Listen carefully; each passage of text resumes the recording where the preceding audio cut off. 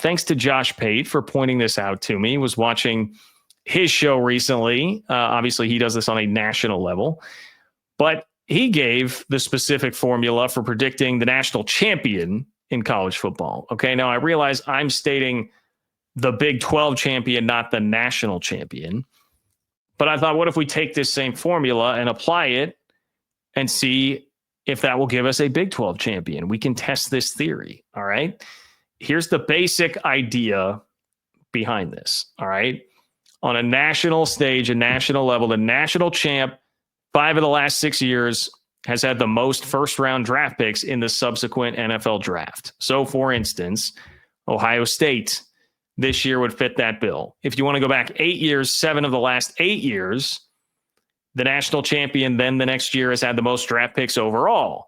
Ohio State had 14 draft picks overall this year to lead everybody, and that's after they won the national championship. So there you go. Michigan, by the way, is the one that did not hit this, and they had 13 players drafted last year. So you're going to get pretty close if you're following this formula, right? Now, how do you apply that if the draft is not taking place? Like, obviously, it happens after the season. Well, we use mock drafts, and like mock drafts are never wrong. Okay. Like why would you ever doubt a mock draft? I mean, we definitely have not in Big 12 country seen a major storyline and controversy over a player not being taken where all of the mock drafts suggested. And instead he waited around for 2 extra days than what people expected. We definitely have not seen that recently in the Big 12. So I have no idea why you would doubt a mock draft. Anyway, Josh Pate took 5 mock drafts to come up with his national champ for 2026. And so I did the same thing to come up with a Big 12 champ. I said, all right, give me 5 mock drafts. Let's see. I can even give you the names of the 5 that I used here. I used On3, CBS Sports, ESPN.com, Pro Football Focus, and USA Today, which was actually one where they used AI to do a mock draft. So, 4 human, 1 AI. Welcome to 2025. Josh Pate, using the 5 mock drafts that he did, came up with Clemson as your national champ. Now he was, these are first round mocks. So he's looking at who has the most first round draft picks. Clemson, 3.2 first round draft picks per mock. Clemson, the national champ. Now that's interesting in and of itself, right? There has been a lot of Clemson hype that I have seen started to build this offseason. A lot of Cade Klubnik hype.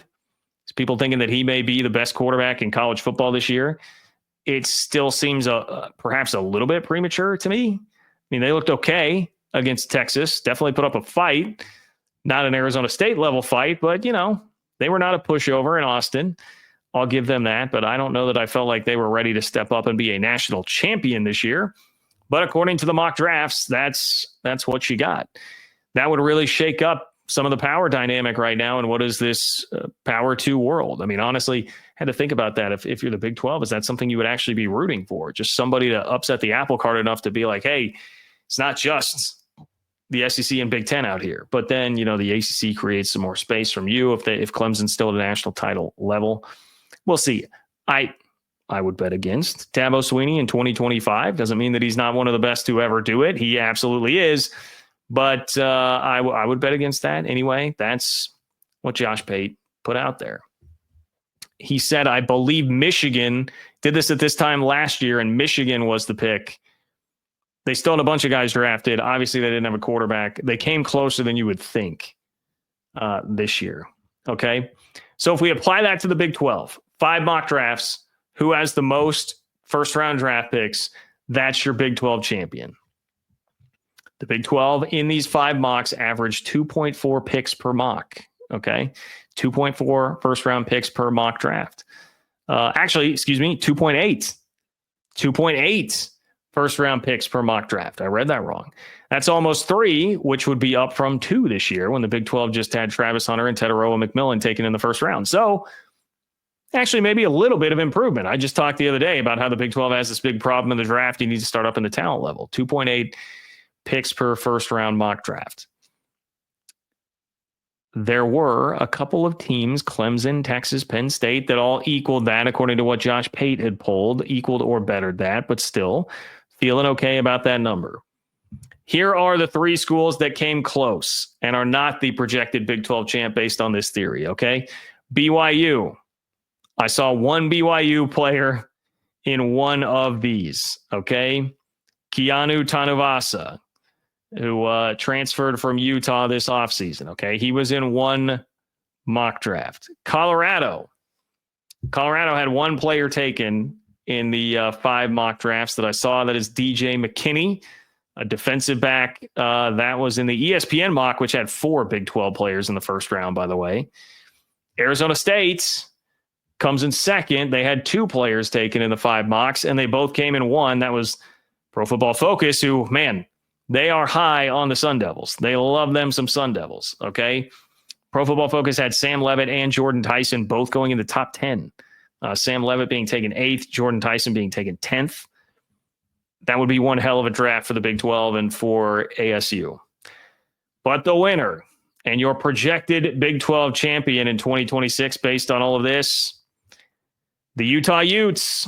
The Utah Utes, okay? So don't say I didn't warn you. I've been somebody that's been here on this channel saying I expect a big bounce back year from Utah. Utah averaging 1.6 first-round picks per mock draft. Utah's, one thing I learned from this, Utah's going to have a good offensive line, people. Spencer Fano and Caleb Lomu, offensive tackles on that Ute offensive line, both were in almost every single mock. Fano was in every single mock, and he was as high as number 3.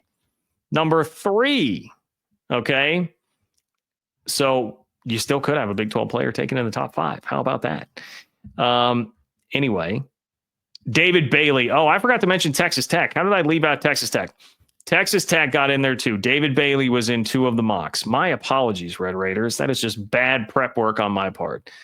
You know, I got called out by the Oklahoma State fans for my prep work. I did the work this time, and I forgot to relay it to you. David Bailey, who's the Stanford transfer, the edge, that went to Texas Tech, he also made it into a couple of mocks. So what you have is Utah number 1, Arizona State and Texas Tech tied for number 2, Colorado and BYU. Those would be the teams in the running for your Big 12 championship this year based on just who's getting mocked in the first round. Now, I can understand a lot of people rolling their eyes a little bit and being like, John, come on, man. That is not apples to apples when you're making that comp in the Big 12 and the national champion, and you are correct about that. It is not. Because the obvious flaw to the logic here is just the Big 12 is a place where everybody is so similar in terms of resources, generally with talent across the breadth of a roster. It's different than at the very tip top of the sport where like talent definitely does matter over basically everything. Like I think we're all at the point now where we understand concentration of talent has become such in college football that like that really does drive the bus. If you're going to win a national championship, get to the peak of that mountaintop, you got to have an insanely talented roster. It's different in the Big 12, and we need look not further than last year. Last year, Arizona State won the Big 12. Can anybody out there tell me how many Sun Devils got drafted? One Arizona State Sun Devil got drafted. That was Cam Skattebo. Shout out to Skattebo for a legendary season. But he was the only Sun Devil picked. Now, you can look at that and say, well, John, they had 2 top 10 picks, according to Pro Football Focus, next year that were on the team. Okay, yeah, fair. But the most Big 12 draft picks for a team was 4. Arizona State was 3 behind that this year, and they still won the league. They were picked last in the league. That was not like a roster that people thought was just overflowing with talent. It's a little bit different the way things go in the Big 12 here. So is this a perfect way to do it? No, not at all. Is it fair to say Utah probably deserves some legitimate respect in this conversation? I would say yes, not only because of this, because, you know, you should look at Devin Dampier and say, man, that kid looks pretty good. And they brought his offensive coordinator too. Like, they're probably going to have a defense. You know, they're going to have an offensive line capable of having a couple of guys taken in the first round. I like a lot of what seems to be happening here. I think that's where it can just be a piece of the puzzle, a piece of the bigger picture.